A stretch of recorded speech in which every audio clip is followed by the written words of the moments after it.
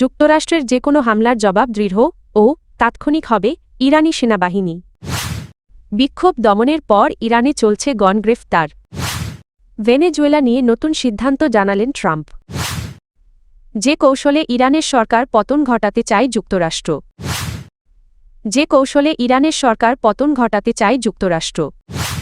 ইরানের ওপর যুক্তরাষ্ট্রের যেকোনো সামরিক হামলার জবাব হবে তাৎক্ষণিক ও কঠোর, এমন হুঁশিয়ারি দিয়েছে ইরানি সেনাবাহিনী। বৃহস্পতিবার রাষ্ট্রীয় টেলিভিশনে দেওয়া এক বক্তব্যে ইরানি সেনাবাহিনীর মুখপাত্র ব্রিগেডিয়ার জেনারেল মোহাম্মদ আকরামিনিয়া বলেন, শত্রুপক্ষ যদি কোনো ভুল সিদ্ধান্ত নেয় তবে তার জবাব দেওয়া হবে দ্রুত এবং কোনো বিলম্ব ছাড়াই। মার্কিন প্রেসিডেন্ট ডোনাল্ড ট্রাম্পের সম্ভাব্য হামলার হুমকি এবং পারস্য উপসাগরের কাছে যুক্তরাষ্ট্রের সামরিক বহর মোতায়েনের প্রেক্ষাপটে এই সতর্কবার্তা দেয় তেহরান। আকরামিনিয়া অভিযোগ করেন, যুক্তরাষ্ট্র দীর্ঘদিন ধরে ইরানের বিরুদ্ধে নিষেধাজ্ঞা, চাপ প্রয়োগ এবং সাংস্কৃতিক আগ্রাসনের মতো নীতি অনুসরণ করছে, যা তিনি হাইব্রিড যুদ্ধের অংশ বলে উল্লেখ করেন। তিনি গত বছরের জুনে ইসরায়েলের সঙ্গে 12 দিনের সংঘর্ষের কথা স্মরণ করে বলেন, ওই সময়েও ইরান দ্রুত ও কার্যকর প্রতিক্রিয়া জানিয়েছিল। 1979 সালের ইসলামী বিপ্লবের পর ইরানের ইতিহাসের সবচেয়ে রক্তক্ষয়ী অস্থিরতার রেশ কাটতে না কাটতেই দেশজুড়ে শুরু হয়েছে ব্যাপক গণগ্রেফতার। নতুন করে সরকার বিরোধী বিক্ষোভ ছড়িয়ে পড়া ঠেকাতে সাম্প্রতিক দিনগুলোতে কয়েক হাজার মানুষকে আটক করেছে ইরানের নিরাপত্তা বাহিনী। বার্তা সংস্থা রয়টার্স এক বিশেষ প্রতিবেদনে এই তথ্য জানিয়েছে। রয়টার্স জানায়, দেশটির ভেতরে থাকা 5 জন মানবাধিকার কর্মীর তথ্য অনুযায়ী নিরাপত্তা বাহিনী সারা দেশে ব্যাপক ধরপাকড় চালাচ্ছে। বিভিন্ন এলাকায় বসানো হয়েছে তল্লাশি চৌকি এবং নিরাপত্তা জোরদার করা হয়েছে। অভিযোগ রয়েছে, আটক ব্যক্তিদের অনেককেই পরিচয় গোপন রেখে তথাকথিত সেফ হাউস বা গোপন স্থানে নিয়ে যাওয়া হচ্ছে। বিশ্লেষকদের মতে, সাম্প্রতিক অস্থিরতার পর নতুন করে কোনো প্রতিবাদ যাতে মাথাচাড়া দিতে না পারে সে লক্ষ্যেই এই কঠোর অভিযান চালাচ্ছে তেহরান। যুক্তরাষ্ট্রের প্রেসিডেন্ট ডোনাল্ড ট্রাম্প ঘোষণা দিয়েছেন, ভেনেজুয়েলার ওপর দিয়ে আবারও বাণিজ্যিক বিমান চলাচলের অনুমতি দিচ্ছে যুক্তরাষ্ট্র। বৃহস্পতিবার 29 জানুয়ারি ট্রাম্প জানান, ভেনেজুয়েলার ভারপ্রাপ্ত প্রেসিডেন্ট ডেলসি রদ্রিগেজকে এ সিদ্ধান্তের কথা জানানো হয়েছে এবং খুব শিগগিরই মার্কিন নাগরিকরা নিরাপদভাবে ভেনেজুয়েলা ভ্রমণ করতে পারবেন। তিনি বলেন, যুক্তরাষ্ট্রের পরিবহন মন্ত্রী শন ডাফি ও সামরিক নেতৃত্বকে নির্দেশ দেওয়া হয়েছে যে দ্রুত ভেনেজুয়েলার আকাশসীমা পুনরায় খুলে দেওয়া হয়। এই সিদ্ধান্ত কার্যকর হলে মার্কিন নাগরিকদের জন্য ভেনেজুয়েলায় যাতায়াতের পথ উন্মুক্ত হবে। ট্রাম্প আরও বলেন, খুব অল্প সময়ের মধ্যেই আমেরিকান নাগরিকরা ভেনেজুয়েলায় যেতে পারবেন এবং সেখানে তারা নিরাপদ থাকবেন। এর আগে চলতি সপ্তাহে ট্রাম্প প্রশাসন কংগ্রেসকে জানায়, ভেনেজুয়েলায় বন্ধ থাকা যুক্তরাষ্ট্রের দূতাবাস পুনরায় খোলার প্রাথমিক প্রস্তুতি শুরু হয়েছে।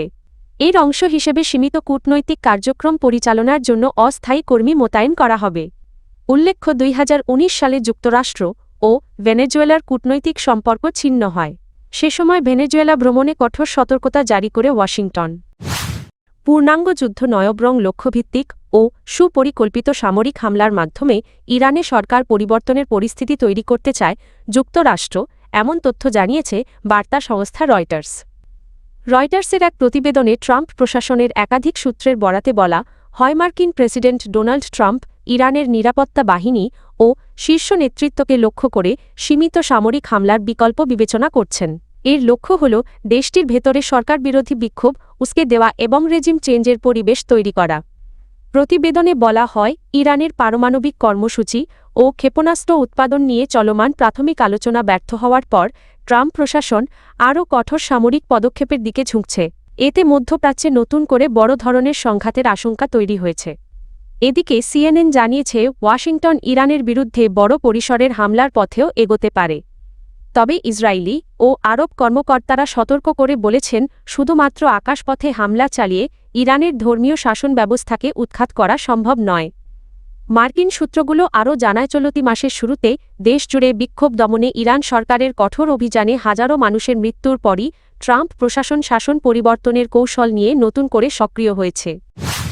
ব্রিটেনে দক্ষিণ এশীয় শিল্পচর্চার শীর্ষস্থানীয় সংগঠন Saudha society of poetry and Indian মিউজিককে অভিনন্দন জানিয়ে স্কটিশ পার্লামেন্টে একটি বিশেষ প্রস্তাব উত্থাপন করা হয়েছে।